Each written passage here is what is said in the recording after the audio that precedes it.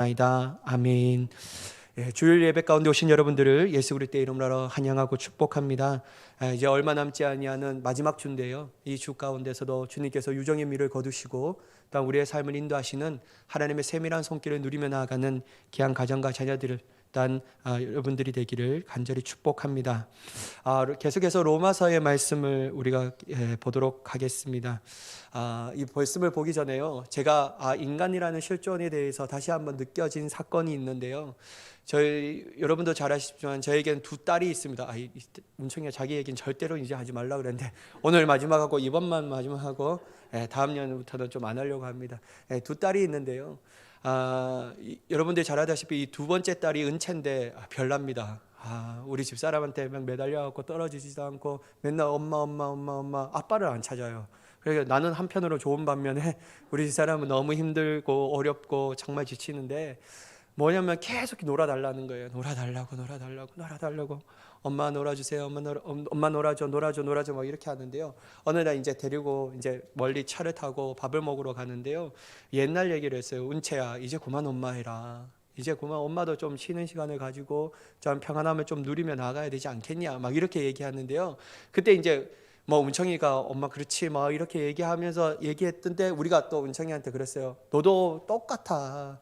너도 예전에 필리핀에 있을 때인지 어렸을 때인지 엄마 놀아주세요. 제발 놀아주세요. 막 이렇게 하고 저는 가장 은총이가 겁났던 게 뭐냐면 새벽기도 마치자마자 제 이게 현관문 띠띠띠띠 누를 때 아빠 할 때 제일 무서웠어요. 왜냐면 너무 쉬고 싶은데 막 이렇게 할 때 그러면서 이런 얘기를 하다가 그러면서 은총이가 그렇죠. 내가 엄마 똑같구나. 내가 은채를 더욱더 잘 놀아주겠어요. 이렇게 얘기해야 되는데 그렇게 반응할 줄 알았거든요. 근데 참 인간이라는 게 어떻게 반응하냐면요. 엄마 저는 그래도 존댓말은 했죠. 막 이렇게 얘기하는 거예요. 그러면서 느꼈던 게 뭐냐면요. 인간은 자기가 듣고 싶은 대로 듣구나 라는 생각을 참 많이 느꼈습니다. 사랑하는 여러분, 오늘 하나님의 말씀이 들려질 때요, 내 듣고 싶은 대로 듣고 내가 생각하고 싶은 대로 생각하는 것이 아니라 온전히 하나님께서 역사하시는 대로 듣고 깨닫고 우리의 삶을 인도하시는 놀라우신 하나님의 능력을 경험하는 이 시간 되기를 간절히 축복합니다. 여러분, 사도 바울은 하나님을 떠난 인생, 예수 그리스도를 부인하고 믿지 않는 사람들, 즉 그들이 유대인이든지 이방인이든지 어떠한 선한 것도 기대할 수 없다라고 계속해서 로마서의 말씀을 통하여 말합니다. 그들이 날마다 느껴지고 확신되어지는 것은 바로 자신이 지은 죄까지 스스로 처리할 수 없는 절망이 느껴지게 되는 것입니다. 자신에게 있어서 도저히 구원의 희망을 찾아볼 수 없음을 날마다 느끼게 되는 것이죠. 이러한 구원의 희망을 찾아볼 수 없는 그들에게 단 하나를 느껴지는 것이 무엇이냐면요, 하나님의 진노하심 아래 가운데 준엄한 심판을 받을 수밖에 없다는 사실이 분명하다라는 것입니다. 여러분, 19절과 20절 말씀을 한번 보도록 하겠습니다. 우리가 알거니와 무릇 율법이 말하는 바는 율법 아래 있는 자들에게 말하는 것이니 이는 모든 입을 막고 온 세상으로 하나님의 심판 아래 있게 하려 함이라. 그러므로 율법의 행위로 그의 앞에 의롭다 하심을 얻을 육체가 없나니 율법으로는 죄를 깨달음이니라. 여러분, 사도 바울은 율법을 자랑하는 이들, 특히 유대인들에게 있어서 율법의 기능에 대해서 얘기하고 있습니다. 그는 우리가 알거니와 라는 이 말을 시작함을 통하여 유대인이 그토록 자랑했던 이 율법이 행하는 그들은 율법 아래 있다라고 말하고 있다라는 것이죠. 다시 말해서 율법을 지킴으로 받는다라고 말하는 그들에게 있어서 율법은 그들의 모든 입을 막고 온 세상으로 하나님의 심판 아래 있게 하려 한다라는 것을 분명하게 말하고 있습니다.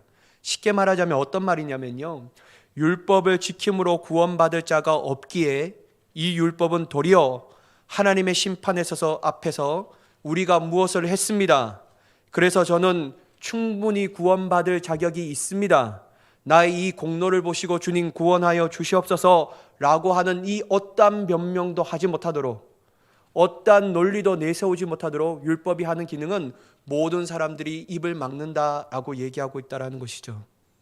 왜냐하면 우리가 잘 알다시피 율법을 다 지킬 수 있는 인간은 이 세상에 어떠한 사람도 존재하지 않습니다. 율법을 지킴으로 말미암아 구원받는다라는 것은 구원의 희망을 찾아볼 수 없는 인간에게는 도저히 불가능하다라는 것입니다. 여기서 여러분 우리가 사도 바울이 말하는 것을 좀 유심히 살펴보아야 하는데요. 그는 19절 후반부에 이는 모든 율법을 막고 온 세상으로 라고 말하는 것입니다.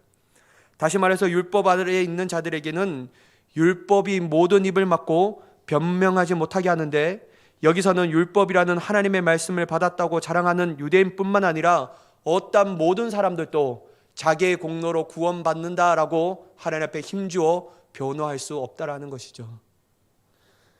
그러므로 어떤 누구도 하나님 앞에 자기의 공로를 낼 수 있는 사람이 없습니다.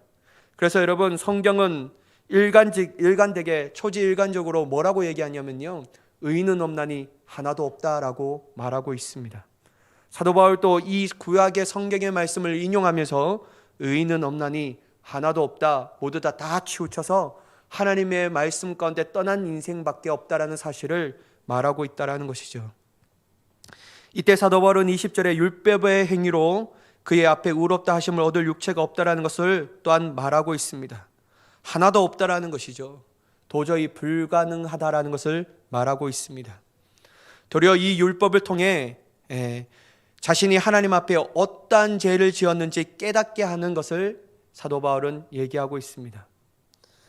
여러분, 율법을 행함으로 구원받을 자는 이 세상에 존재하지 않습니다. 아니, 존재할 수도 없습니다. 어떻게 여러분 인간이 그것을 완벽하게 지켜낼 수가 있겠습니까? 여러분, 성탄절 예배를 드리고 나서 여러분은 성탄의 기쁨을 온전히 누리시며 어떠한 죄도 물리치시며 거룩함으로 어제 하루도 승리하셨습니까? 저에게 물어보신다면요, 저는 그렇게 살지 못했습니다. 성탄의 기쁨이 내 안에 있음을 통해서 여전히 현실적인 문제 가운데 내 마음이 뺏기면서 불평하고 원망하고 좌절했던 그 시간이 저 또한 부인할 수 없다라는 것이죠. 그래서 여러분, 우리는 어떠한 율법도 완벽히 지킬 수 없습니다. 그러면 여러분, 이 율법이 필요 없다라고 말할 수 있을까요? 그렇다면 하나님께서는 도대체 왜 이 필요 없는 율법을 우리에게 주셨을까요? 우리는 이 사실에 대해서 궁금하게 여길 수 있습니다. 여러분, 하나님께서 율법을 주시는 이유는 우리를 힘들게 하기 위해서가 아니라는 것이죠. 하나님께서는 이 율법을 통해서 당신이 싫어하시는 것과 지극히 우리가 멀리해야 하는 것들에 대해 너무나도 명확하게 말씀하셨습니다.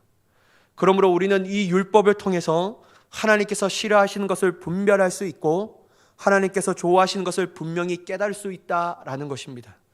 만약 우리가 하나님 앞에 어떠한 죄를 지었다라면 하나님께서는 이 율법을 통해서 우리에게 너가 어떠한 죄를 지었는지에 대해서 명확하게 말씀하시고 이 죄에 대하여 지적하실 뿐만 아니라 통회하고 자복하고 회개하고 돌이키라라고 말씀하고 있습니다.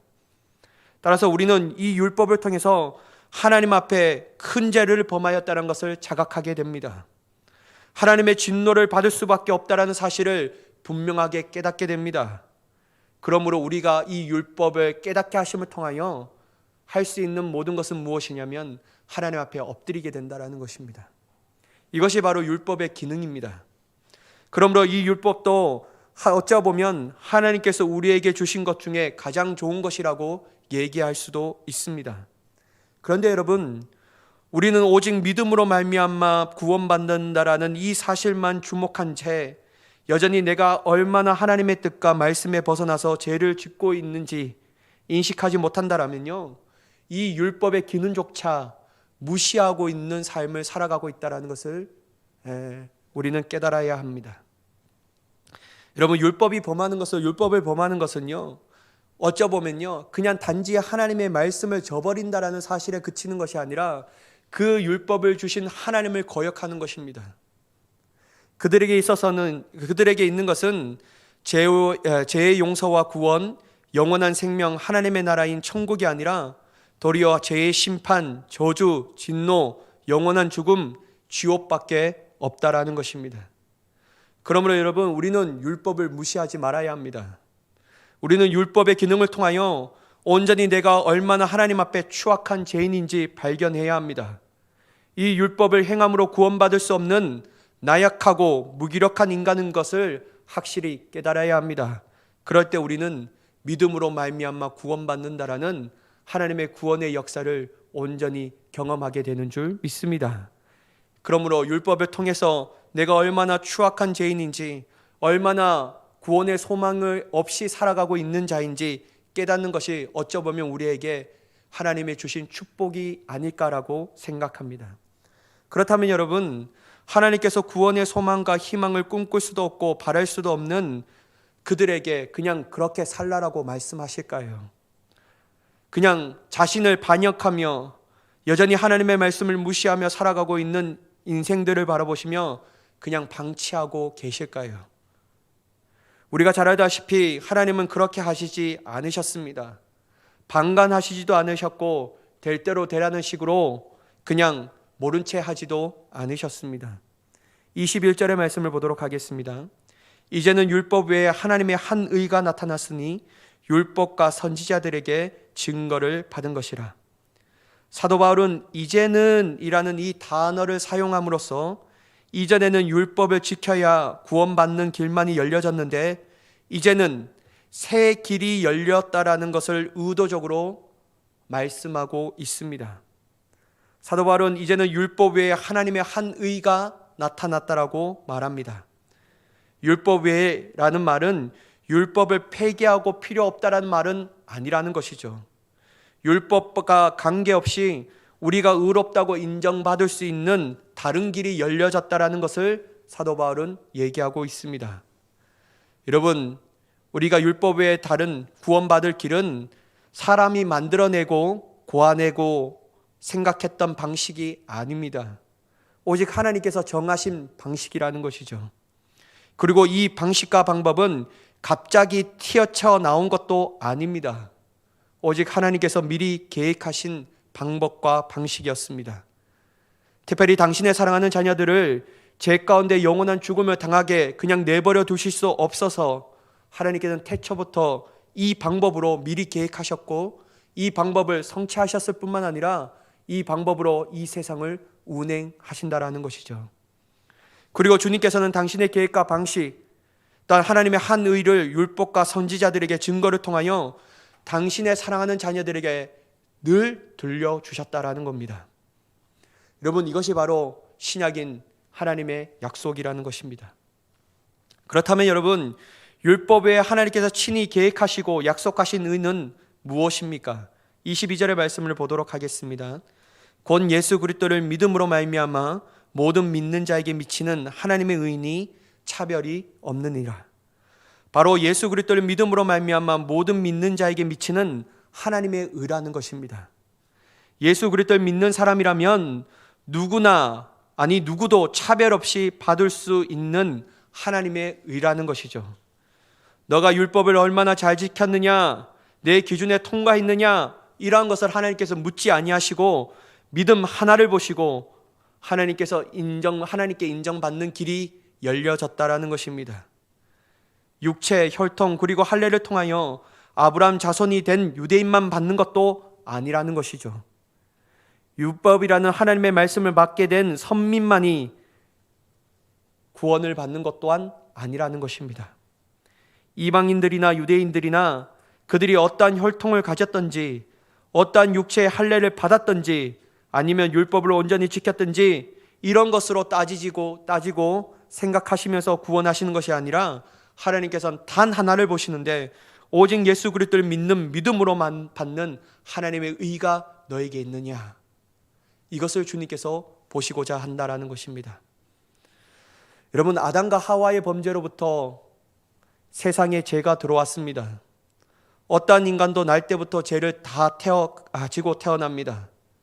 그들은 이 죄로 말미암아 하나님과 분리된 삶을 살게 되었습니다. 그리고 그 죄를 해결하지 못하면 하나님의 영광에 이르지 못하게 되었다라는 것이죠. 여러분, 23절의 말씀을 보시면 모든 사람이 죄를 범하였음에 하나님의 영광에 이르지 못하더니, 사도 바울은 한 명도 예외 없이 모든 사람이 죄를 지었다라고 말하고 있습니다. 도덕적으로 산다라고 자부하는 삶, 많은 자비와 선행을 하여 사람들에게 칭찬받는 사람, 심지어 어쩌보면 우리의 인간의 생각으로는 부당하게 생각했던 갓 태어난 어린아이까지도 그들에게는 죄가 있다라는 것을 말하고 있습니다. 그들은 자신들의 죄로 인하여 하나님의 영광에 이르지 못하게 됩니다. 하나님께서는 사람을 창조하실 때 자신의 형상으로 지으셨습니다. 하나님의 모습을 닮았다라는 것은 말할 수 없는 크나큰 영광이었습니다. 왜냐하면 그것으로 인하여 아담은 하나님과 에덴 동산에서 교제를 누릴 수 있게 되었기 때문입니다. 또 하나님은 아담에게 하나님을 경배하고 영화롭게 할 수 있는 영광을 그에게 주셨습니다. 모든 피조물을 대표해서 하나님 앞에 찬송과 영광을 돌릴 수 있는 제사장의 영광을 그에게 안겨주셨습니다. 뿐만 아니라 온 우주와 만물을 다스릴 수 있는 통치권 또한 그에게 주셨다라는 것이죠. 물론 여러분, 하나님 자신의 통치권을 부분적으로 위임하셨습니다. 여러분, 어찌됐든 간에 이것이 어찌 큰 영광이 되지 않을 수가 있냐라는 것입니다. 그런데 여러분, 문제는 뭐냐면 이러한 큰 영광에 이르렀던 인간이 죄로 인하여 한순간에 이 영광이 사라져 버렸다라는 거예요. 어쩌보면 그 영광이 망가지고 빼앗겨 버리고 변질돼 버려버렸습니다. 하나님과 교제하는 특권도 빼앗겨 버렸습니다. 영원토록 살려고 만들었던 에덴 동산에서도 쫓겨나는 인생이 되어버렸습니다. 하나님을 영화롭게 대하지 않습니다. 예배하지도 않고 오직 자기의 기쁨과 죄의 쾌락에만 몰두하는 죄인이 되어버렸다라는 것이죠. 사랑하는 여러분, 오늘 우리가 살아가고 있는 이 시대 또한 하나님의 영광이 이룰 수 없는 비참한 현실입니다. 자신의 감정과 기분이 중요하기에 타인에 대한 사랑과 배려는 없습니다. 자신이 성공하기 위하여 남을 짓밟고 일어서야 한다는 생각으로 남의 아픔에 공감하지 않습니다. 치열한 생존 경쟁의 이유로 살벌한 세대가 그냥 보통의 세대로 받아지는 이 시대 가운데 살아가고 있다는 것이죠. 또한 각종 천재지변의 공포, 죽음, 그리고 전염병으로 하루하루 고통과 두려움과 무서움으로 살아가고 있는 이 시대가 바로 영광을 잃어버린 시대입니다. 이 모든 것들이 우리의 죄 때문에 빚어진 결과라고 얘기할 수 있습니다. 그러나 여러분, 주님은 이러한 우리를 포기하지 않으셨다라는 것이죠. 어떻게든 우리가 상실한 하나님의 영광을 회복시키기 원하셨습니다. 한마디로 우리를 구원하시기 위해서 하나님께서 하나님의 수준으로 놀라운 일을 계획하셨고 또한 약속하셨을 뿐만 아니라 친히 그 모든 일들을 이루셨다라는 겁니다. 오직 예수 그리스도를 통해서 말입니다. 여러분, 24절의 말씀을 한번 보도록 하겠습니다. 그리스도 예수 안에 있는 속량으로 말미암아 하나님의 은혜로 값없이 의롭다 하심을 얻은 자 되었느니라.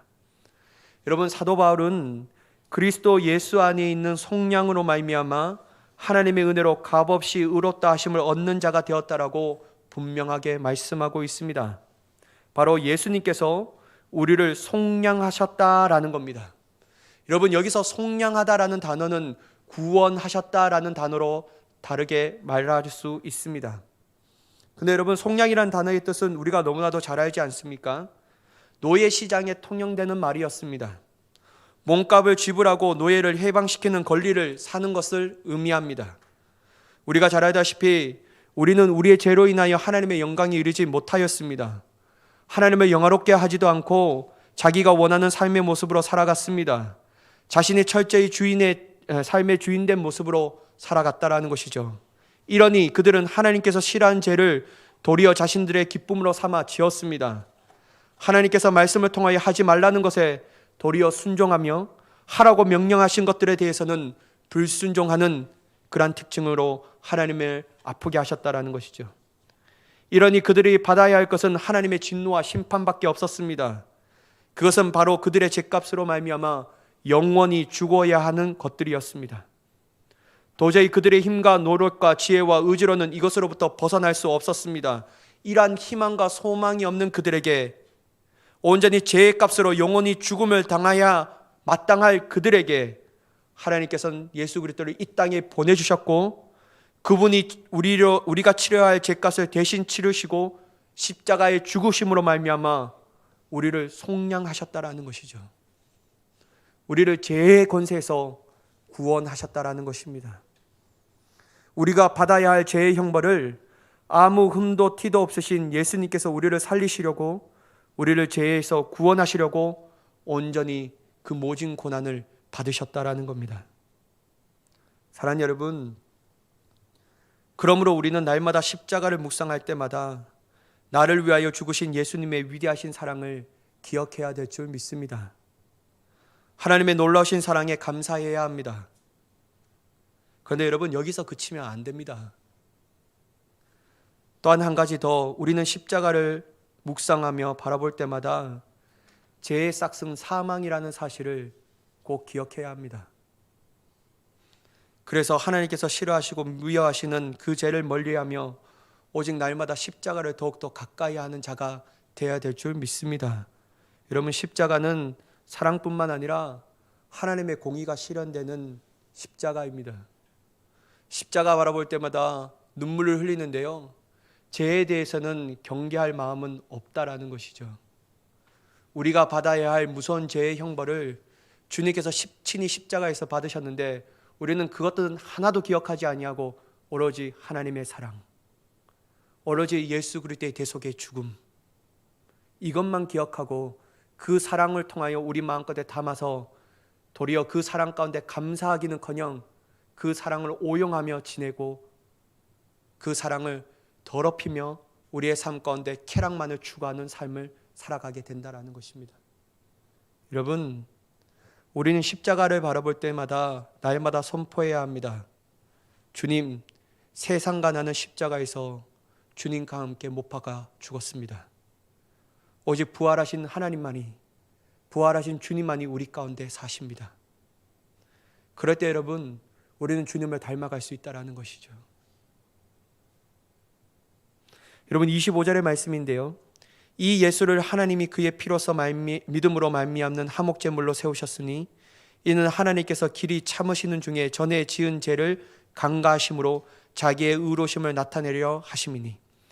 여러분, 사도 바울은 예수님께서 화목제물이 되셨다라고 말씀하고 계십니다.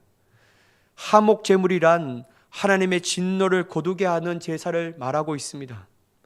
우리를 향한 하나님의 진노가 아무리 뜨거운 용광로처럼 타오를지라도 하나님께서는 예수 그리스도의 십자가를 보시고 당신의 진노를 거두셨다라는 것이죠. 이제는 진노로 우리를 대하시는 것이 아니라 우리를 향한 하나님의 사랑과 긍휼로 우리가 부족할지라도 그 예수 그리스도의 피로의 건세로 말미암아 우리를 사랑으로 대하신다라는 겁니다. 따라서 여러분, 우리의 삶이 연약하여 죄로 인하여 넘어지고 자빠지고 쓰러질지라도 단 하나 멈추지 말아야 할 것이 뭐냐면요, 믿음의 경주를 멈추지 말아야 합니다. 주님께로 나아가는 것을 멈추지 말아야 합니다. 그럴 때마다 우리는 우리의 자신을 바라보는 것이 아니라 우리의 화목제물이신 예수 그리스도를 더욱더 바라보는 자가 되어야 될 줄 믿습니다. 예수님이 달리신 험한 십자가를 더욱더 붙잡아야 합니다. 더 이상 우리를 향하여 진노의 대상으로 대하지 아니하시고 사랑과 긍휼의 대상으로 안아주시고 잡아주시는 하나님을 의지하며 나아가는 저와 여러분이 되기를 예수 그리스도 이름으로 간절히 축복합니다. 이게 바로 주님이 화목제물이 되신 이유라는 것이죠. 여러분, 여러분들에게는 희망과 소망이 있으십니까? 여러분이 이 땅에 하루하루 살아갈 때마다 하나님의 구원의 소망과 희망이 여러분들을 통하여 넘쳐납니까? 여러분, 저에게 100번 물어보시면요, 저는 저의 마음 가운데 구원의 소망과 희망을 발견할 수 없습니다. 하나님이 나를 바라보실 때마다 얼마나 마음이 아파할까, 하나님이 나를 바라볼 때마다 얼마나 가슴이 찢어질까, 이 생각밖에 들지 않습니다. 내가 하나님 앞에 어여시 설 수 있는 것은 내 자신의 공로와 내 자신의 노력과 종교적인 행위가 아니라는 것은 저는 너무나도 잘 알고 있습니다. 내가 이 시간에 하나님의 말씀을 들었지만 여전히 내 마음 가운데 악독을 품고 그것을 놓지 않는 내 자신의 모습 또한 보게 됩니다. 내가 하나님의 말씀이 내 귀에 들려지지만 처절하게 변하지 않으려고 애쓰는, 부단히 노력하는 내 자신을 발견하게 된다는 겁니다. 그럴 때마다 여러분, 하나님께서 진노를 쏟으신다면 어찌 감히 여기서 살아날 수 있는 자가 누가가 있겠습니까? 이 시간에 우리의 마음을 감찰하신 주님께서 여러분의 숨은 마음을, 저의 숨은 마음을 감찰하신다면 어찌 하나님께 나는 의롭습니다, 나는 여전히 주님을 붙잡고 있습니다 라고 말할 수 있는 자가 누가 있겠습니까? 그러므로 여러분, 우리는 우리의 자신을 붙잡지 말아야 합니다. 교만하기에 앞서 나가는 우리의 자신을 붙잡지 말아야 한다는 거예요. 험한 십자가를 붙잡아야 합니다. 우리의 화목제물이 되신 예수 그리스도를 바라보는 자가 되어야 될 줄 믿습니다. 넘어지고 자빠질지라도 여전히 우리를 향하여 십자가의 피가, 예수 그리스도의 거룩한 보혈의 공로를 붙잡으며 나아가는 저와 여러분 되기를 예수 그리스도의 이름으로 간절히 축복합니다. 26절의 말씀입니다. 곧 이때 자기의 의로우심을 나타내사 자기도 의로우시며 또한 예수 믿는 자를 의롭다 하려 하심이라. 여러분, 사도 바울은 예수 그리스도를 믿는 자가 하나님께 의롭다 여김을 받는다라고 말씀하고 계십니다. 왜 예수님을 믿으면 하나님께서 인정하신 의로운 자가 될 수 있을까요? 그것은 여러분 뭐냐면 하나님의 공의와 정의가 예수님께서 십자가에 죽으셨을 때 충족되었기 때문입니다. 왜냐하면 여러분, 죄의 삭은 사망이지 않습니까? 여러분, 피 흘림 없이는 죄사함이 없다라고 주님께서 분명히 구약 성경에 말씀하고 있지 않습니까?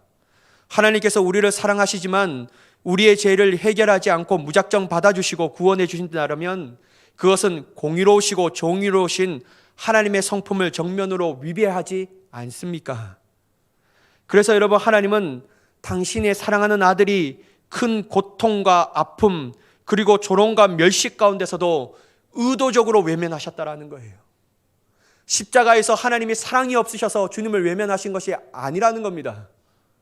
주님 친히 우리가 받아야 할 죄의 형벌을 고스란히, 그것도 아낌없이 받으셔야 했기 때문에 주님께서는 우리를 구원하시려고 자신의 정의와 공의를 충족하기 위해서 의도적으로 당신의 사랑하는 아들이 당하는 고통을 외면하셨다라는 것이죠.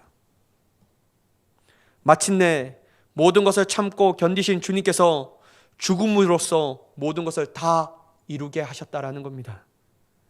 오직 예수 그리스도의 십자가는 우리가 용서받는 길이 될 뿐만 아니라 하나님께서 우리를 용서가 가능하도록 만드셨다라는 것입니다. 이것이 여러분 하나님의 놀라운 지혜라는 것이죠.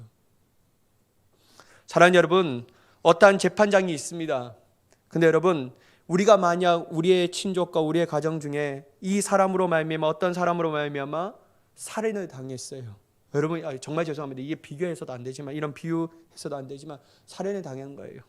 근데 여러분, 우리가 재판을 받습니다. 우리 안에는 여러분 참을 수 없는 분노와 내가 저 사람을 때려 죽어도 속이 풀리지 않는 이 분노와 막 이렇게 아픔을 가지고 딱 재판을 받습니다. 근데 여러분, 재판장이 선언하는데 마지막 결론을 선고하는데 어떻게 되냐면, 나는 사랑이 많으니까, 나는 인의하고 자비로우니까 저 피고인을 무죄로 선언한다 라고 말하면 여러분 가만히 있겠습니까? 여러분 저 먼저 가만히 있지 않습니다. 당신이 뭔데 내 가족이 주었던 고통을 당신은 아냐고, 똑같이 저 사람을 사형으로 처해야지 왜 이렇게 하냐고, 당신이 뭐 사랑이 많다고 어떻게 그렇게 할 수 있냐라고 막 따지고 반문할 겁니다. 근데 여러분, 하나님 또한 마찬가지라는 거예요. 하나님은 우리를 이처럼 사랑하셨지만요, 그 우리의 죄를 해결하지 않고서는 구원하실 수 없다라는 거예요. 그래서 여러분, 우리가 죄에 당해야 할 이 형벌의 대가를 예수 그리스도께서 십자가에서 고스란히 당했다라는 겁니다. 그래서 하나님께서 우리를 구원할 수 있는 그 길을 여셨다라는 거예요. 근데 여러분, 우리는 그것은 생각하지도 않고 하나님의 사랑을 오용하며 나아갑니다. 하나님의 사랑을 찬양합니다. 그런데 정작 우리는 죄를 여전히 사랑하며 우리의 삶을 변화되지 않는다라는 것이죠. 여러분, 주님이 십자가에 당하신 고통과 고난을 묵상해야 합니다. 그것이 내가 받아야 할 고통이고요, 내가 받아야 할 고난이고요, 내가 당해야 할 무시와 조롱이었다라는 것이죠. 근데 여러분, 우리는 좋은 것만 생각하려고 해요. 우리는 조금만 좋은 것만 얘기하려고 합니다. 근데 여러분, 때로는 우리가 외면해야 할 것을 직시해야 할 필요가 있다라는 것이죠. 사랑하는 여러분, 저는 교회가 이렇게 하나님은 사랑이십니다라고 말하는 것은 너무 좋습니다. God is love라고 말하는 이게 너무 좋은데요, 근데요, 하나님의 사랑만 강조하니까 여러분 너무나도 이 한국교회의 단 저 세계적인 형태가 뭐냐면요, 죄에 대해서는 무감각해져 버렸다라는 거예요. 저는 어떤 것이 하나님께서 원하시는 마음일까라고 생각할 때 이 고속도로를 타다가요, 이 딱 내렸는데 어떤 교회 가는데 이 캐치프레이즈 딱 이렇게 써 있는 게 뭐라고 써 있냐면요, 그 말이 제 마음 가운데 확 다가왔어요. 하나님은 당신을 기다리십니다. 저는 이게 더 정확하다고 생각합니다. 여러분, 하나님은 우리를 기다리신다라는 것이죠. 기다리십니다, 여러분. 여러분, 우리는 그 길에서 벗어나야 합니다. 우리는 하나님을 사랑한다라고 말하지만 여전히 변하지 않는 내 고집과 가치관에서 벗어나야 한다는 것이죠. 하나님은 오늘도 우리를 기다리신다라는 거예요. 어떠한 마음으로? 사랑의 마음으로 말이에요. 여러분, 이 놀라운 하나님의 지혜를 저와 여러분이 깨닫기를 간절히 축복합니다.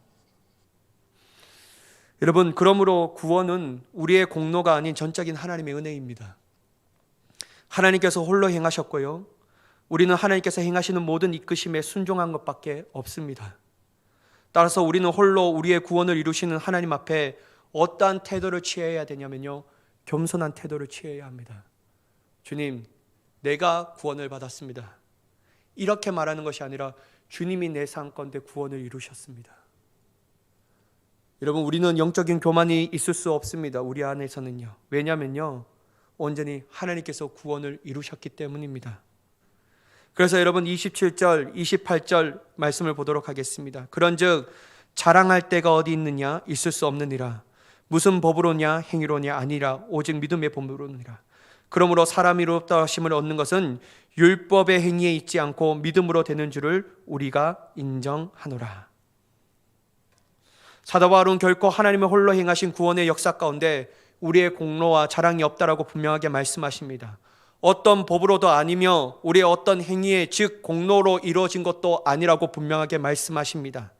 오직 하나님께서 이 모든 구원의 길을 여셨고 예수님께서 그 하나님의 놀라운 구원의 일들을 친히 감당하셨기 때문에, 또 하나님께서는 그를 믿는 자마다 멸망치 않고 영생을 얻게 하신다라고 우리와 약속하셨기 때문에 우리는 어떠한 자랑도 할 수가 없다라는 것이죠. 만약 여러분 우리가 자랑할 것이 있다면 하나 있습니다. 우리 안에 행하신 하나님의 구원의 역사를 자랑할 수밖에 없는 줄 믿습니다.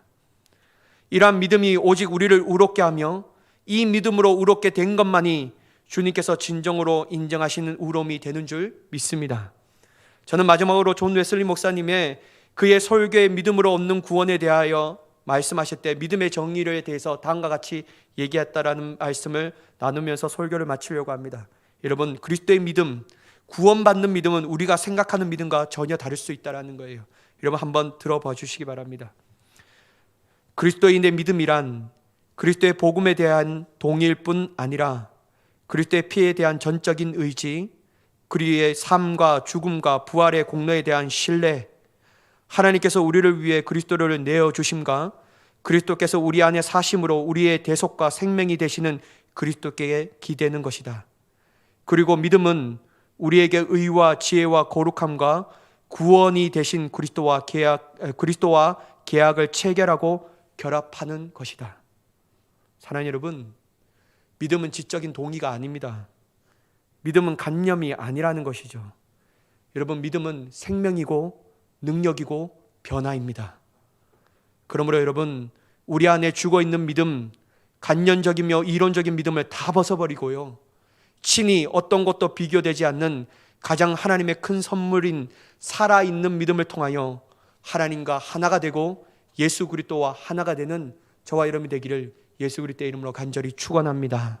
기도하겠습니다. 사랑의 하나님,